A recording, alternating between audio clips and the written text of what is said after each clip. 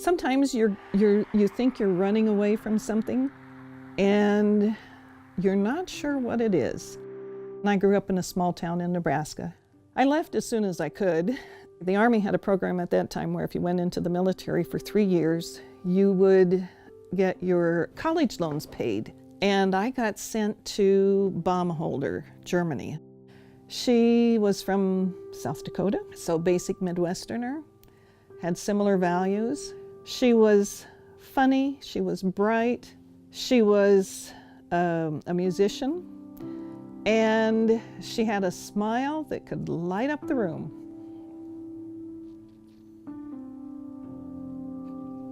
It's still hard 3.5 years after she passed away.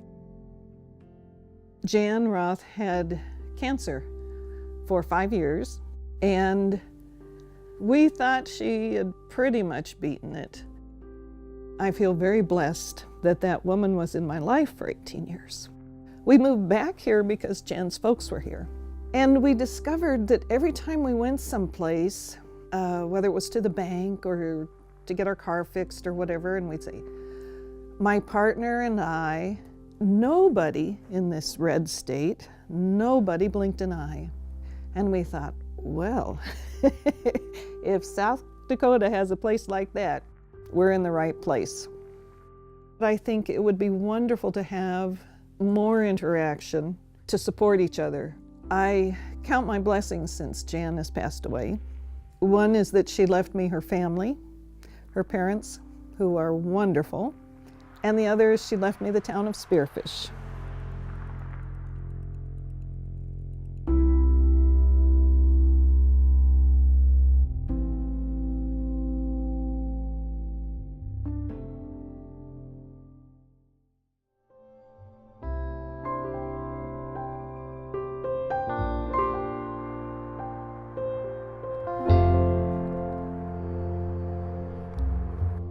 I'm one of those people where I'm just like, my form of protest is like just being myself. I am an enrolled member of the Ogallala Sioux tribe. I grew up in Kyle, South Dakota, which is on the Pine Ridge Indian Reservation. I was weird. I wasn't like the boys and I wasn't like the girls and I wasn't like anybody. And I really didn't have somebody in my life to tell me what it was that I was.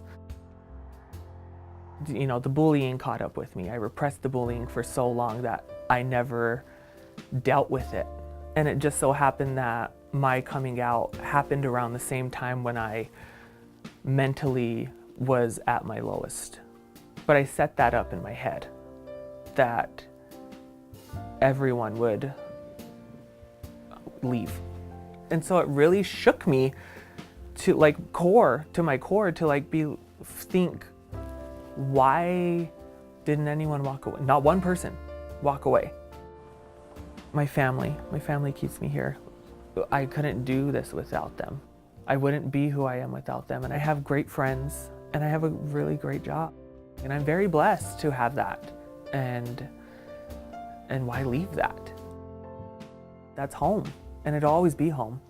No matter where I go, no matter what I do, those people in that place will always be where I will come back to.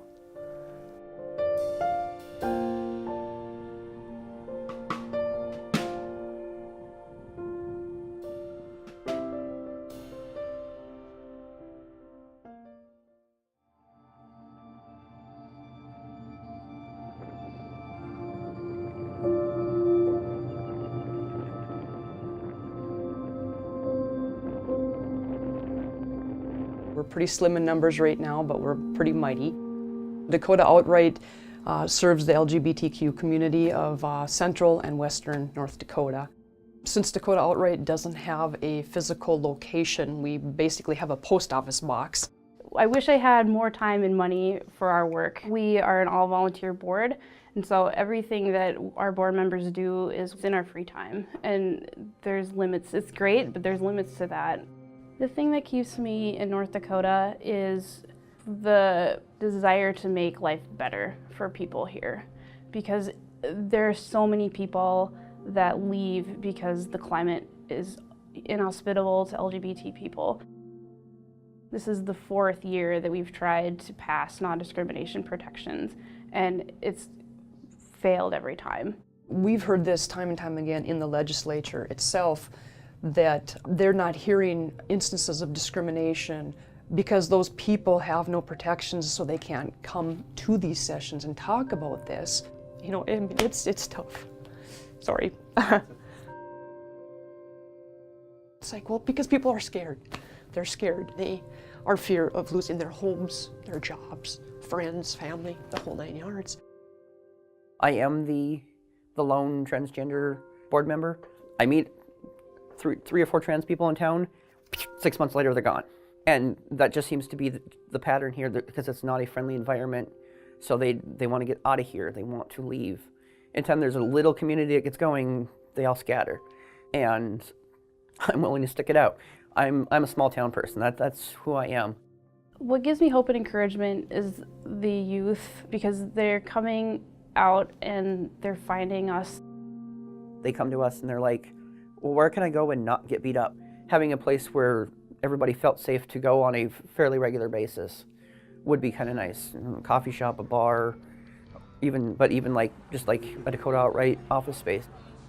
I do really think, oh, why do we stay here and continue to put up with this? But I think we're just resilient. But it's home, you know, it always has been. Every year we see more and more people coming forward to testify. We see more and more groups of people coming together. We're going to keep fighting until this gets passed, and that's that.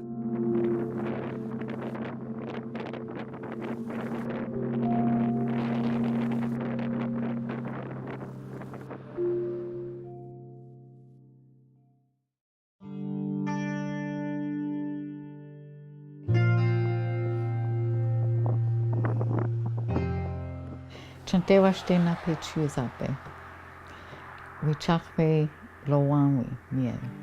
My name is Karen Artichoker, and I'm here as Koya Hope White Hat Artichoker's mother, who is on the board of directors for the PFund Foundation. I've made my career in ending violence against women, specifically tribal women, Native women. And here I was, you know, I was pretty active in the world and knew lots of people and was a little bit traveled, and I'm like totally clueless. She had gone to Minneapolis because there was like a crisis line or a hotline where she could talk to people about her sexual orientation. But quite honestly, in our communities, it wasn't something that was commonly talked about. And really, I knew she was okay because she's so smart, huh? She's so smart and wonderful. So it was a struggle for her, and she had to leave the community to find herself, which made me very sad as a parent, you know, especially when we have such rich cultures as Native people, that she didn't feel comfortable doing that at home. And there's something basically wrong with that. Like everything else for us, that's, I think we can look to our history and the really vigorous attempts to eradicate who we are. As Lakota people, we say, "Wo Lakota," you know, that we can have that compassion and caring for each other.